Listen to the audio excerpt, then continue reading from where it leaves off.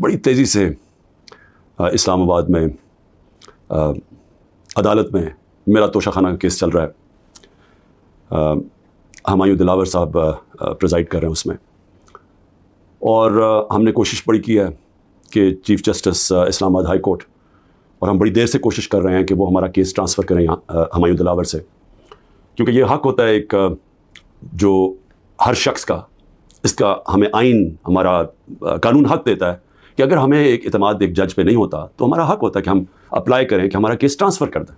اور یہ ہم نے تب سے کیا تھا, یہ میں نے کل بھی بات کی, میں پھر بھی آپ کو بتا دوں کہ جب مجھے غیر آئینی اور قانونی طور پہ اٹھایا گیا اسلام آباد ہائی کورٹ سے اور مجھے پولیس لائنز میں رکھا گیا, تو ادھر ایک دم پتہ چلا کہ ہمایوں دلاور صاحب نے عدالت نکالی اور مجھے طلب کر لیا توشہ خانہ کیس پہ. نہ میرا وکیل, نہ مجھے پتا کسی چیز کا, اور اس کیس میں پھر فرد جرم لگا دیا. قانون تو یہ ہے کہ مجھے بتا کے لگانا چاہیے تھا, بتائے بغیر لگا دیا. تو ہمیں تب ہی سمجھ آ گئی کہ یہ ہمیں انصاف نہیں ملے گا. تو اس کے اگلے دن ہم نے تب سے اپلائی کیا اسلام آباد ہائی کورٹ میں ٹرانسفر کا. اب میں بات کر رہا ہوں 12 مئی کو, یہ تقریباً اب سمجھ لیں کہ 3 مہینے گزرنے لگے. تب سے اپلائی کیا ہوا ہے اور کوشش کرتے گئے کہ ہمارا کیس اس عدالت سے نکالا جائے. اس کے بعد بہرحال جو میں نے آپ کو بتایا کہ کیس ہوا, میں نے 35 سوال دیے گئے. محرم کی 3 چھٹیاں تھیں, بڑی مشکلوں سے ہم نے وہ اکاؤنٹنٹ کو ڈھونڈا. اصل میں یہ سارے سوال ٹیکس کے بنتے ہیں, یہ جو اس عدالت میں سوال ہیں یہ ہیں سارے ٹیکس کے, کیونکہ کہا جی آپ نے یہ ڈکلیئر نہیں کیا, آپ نے یہ بیچا, یہ ڈکلیئر نہیں کیا. تو میں نے وہ سارے 35 کے 35 سوالوں کا جواب دیا, اور ہر ایک کا جواب میں کھڑے ہو کے عدالت میں ایک ایک کا جواب دیا. تو وہ جو ایک جگہ, اور انہوں نے سرکاری 2 گواہ پیش کیے. اب سرکاری گواہ کیا انہوں نے گواہی دینی تھی, تو ہم نے کہا کیونکہ وہ جو جواب ہیں اس کے لیے میرے اکاؤنٹنٹ کی ضرورت ہے, کیونکہ ایک 40 سال سے میرے اکاؤنٹنٹ وہی فرم ہے. میرے پاس جو پیسے آتے ہیں, جو میرے خرچے ہوتے ہیں, وہ میں ان کو بتا دیتا ہوں. وہ پھر ٹیکس فارمز بھر دیتے ہیں, وہی الیکشن کمیشن کی فارمز بھرتے ہیں, وہی ویلتھ ٹیکس جو ہوتا ہے وہ بھرتے ہیں. تو ان کے پاس سارا ریکارڈ ہوتا ہے.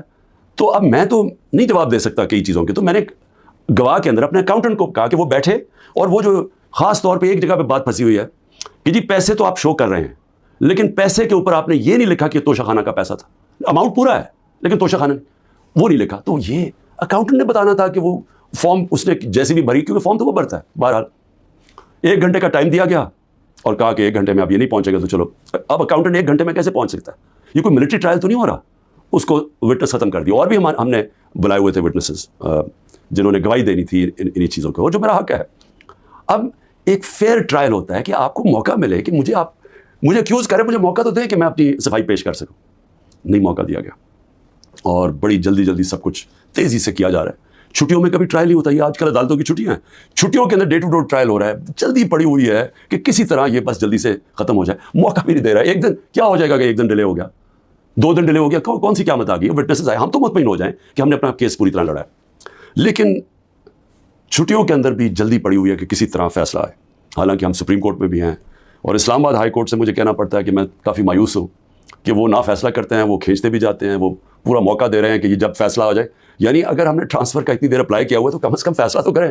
وہ کرتے بھی نہیں ہیں. بہرحال وہاں بھی ان کو بھی میں نے کہا, بڑی دیر کا کہا ہوا ہے کہ ہمیں چیف جسٹس اسلام آباد ہائی کورٹ پہ مجھے کوئی اعتماد نہیں ہے.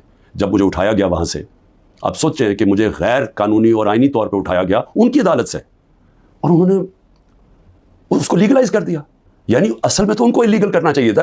سپریم کورٹ کو تو جانے کی نوبت نہیں ہونی چاہیے تھی. ان کی عدالت میں بیٹھا ہوں, شیشے توڑ کے, ڈنڈے مار کے, وکیلوں کو مار کے, وہ بیچارہ رجسٹری اسٹاف ان کو ڈنڈے مار کے, اور مجھے گھسیٹ کے لے گئے وہاں سے کی عدالت سے. اور چیف جسٹس نے کچھ بھی نہیں کیا, بلکہ اس کو جائز قرار دے دیا گیا. اس کے بعد جو اس سے پہلے ٹرین کیس تھا, 3 ممبر بینچ بیٹھا, 2 ججز نے واضح طور پہ کہہ دیا کہ مینٹینیبل ہے کیس.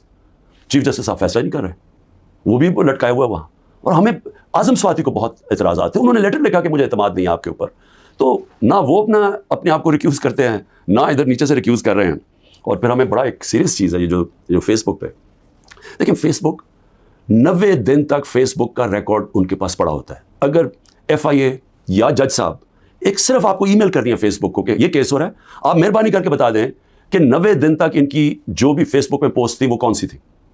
کیونکہ 90 دن تک جو لوگوں نے دیکھا ہے اور پوسٹ بھی کیا ہے کہ اس کے جو ہمایوں دلاور کی پوسٹ تھی, اس پہ انہوں نے جو ان کا میرے متعلق پوسٹ کی ہوئی ہیں, وہ تو اگر کوئی بھی دیکھ لے تو مجھے تو ان سے انصاف نہیں مل سکتا.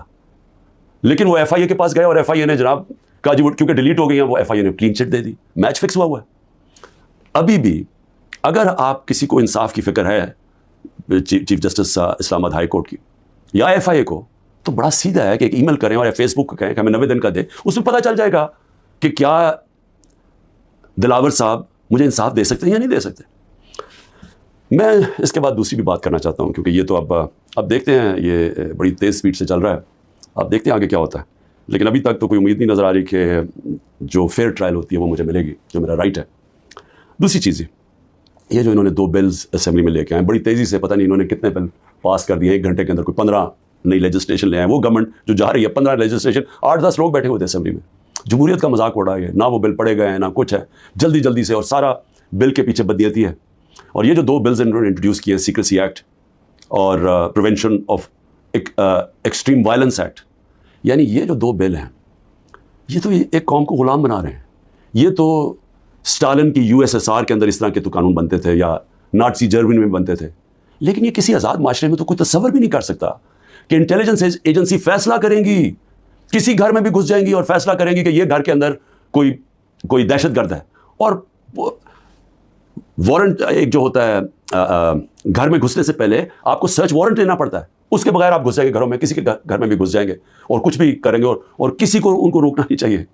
تو یہ تو ایک ملک میں بالکل ہی غلاموں کو کنٹرول کرنے کے لیے ہو رہا ہے. پھر سیکریسی ہے, ایک اور ایکٹ لے آئے ہیں کہ آپ کسی بھی اگر کوئی انٹیلیجنس ایجنسیز کا کوئی آدمی ہے اس کا آپ نام بھی نہیں لے سکتے, اگر آپ نے نام لے لیا تو وہ آپ کوئی اسٹیٹ سے غداری کر دیں گے.